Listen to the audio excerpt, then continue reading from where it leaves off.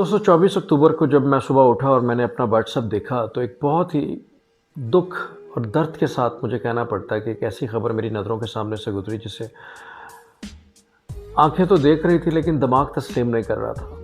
बहरहाल बहुत मुश्किल और तकलीफ़ के साथ हमें ये एक्सेप्ट करना पड़ा कि अरशद शरीफ शहीद अब इस दुनिया में नहीं रहे और उनका मर्डर कर दिया गया कीनिया में। दोस्तों बहुत ही तकलीफ़ दी बात है। वो पाकिस्तान का एक बहुत जवान मर्द बेटा था और जिसे शहीद कर दिया गया, और इतनी दुख और तकलीफ़ के साथ ये कहना पड़ता है कि वो जिस पार्टी से भी था, सहाफ़ी था, जिसको भी सपोर्ट कर रहा था, हम इस बहस में नहीं पढ़ना चाहते बिल्कुल भी। पाकिस्तान जो है हम सब का मुल्क है और हम सबको फ्रीडम ऑफ स्पीच होनी चाहिए, और डेमोक्रेसी भी हमारी यही कहती है, जमहूरियत भी यही कहती है हमें। लेकिन हम इतने इनटॉलरेबल हो गए हैं और इनटॉलरेंस इतना हो गया हम में कि हम किसी की बात बर्दाश्त नहीं कर पाते। हमें समझ ही नहीं आती कि आखिर अगला आदमी है, उसके भी अपने कोई व्यूज़ हैं, कोई अपनी उसकी पसंद नापसंद है और वो अपनी पसंद के मुताबिक बात करेगा। हमारे यहाँ पे जो भी डेमोक्रेटिक पार्टीज़ हैं, जिसमें नून लीग है, पीटीआई है और बहुत सी पार्टी हैं, हमें सबकी रिस्पेक्ट करनी चाहिए और सबके व्यूज़ को अच्छे तरीके से सुनना चाहिए और देखना चाहिए।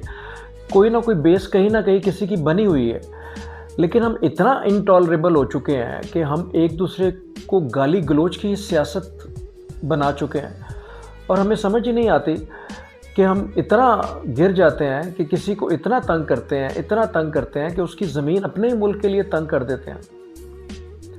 बहुत दुख और तकलीफ़ से कहना पड़ता है कि अरशद शरीफ को पाकिस्तान में जिस तरीके से उसको पाकिस्तान छोड़ने पे मजबूर किया गया, बड़ी दर्द और तकलीफ़ के साथ कहना पड़ता है कि एक इंसान जहाँ पला बड़ा जवान हुआ, जिसके शादी हुई, बच्चे हुए, अपना मुल्क था उसका, अपनी माँ की तरह होता है अपना मुल्क, उसको मुल्क छोड़ने पर मजबूर किया गया।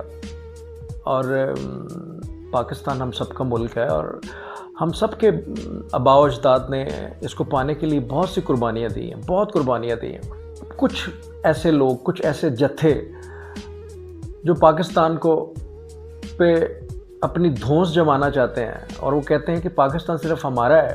तो पाकिस्तान किसी के बाप की जागीर नहीं है, हम सब का पाकिस्तान है। हम सब ने कुर्बानियाँ दी हैं इसके लिए, और किसी को भी यहाँ से निकालने के लिए मजबूर करना कितनी दुख और तकलीफ़ की बात है।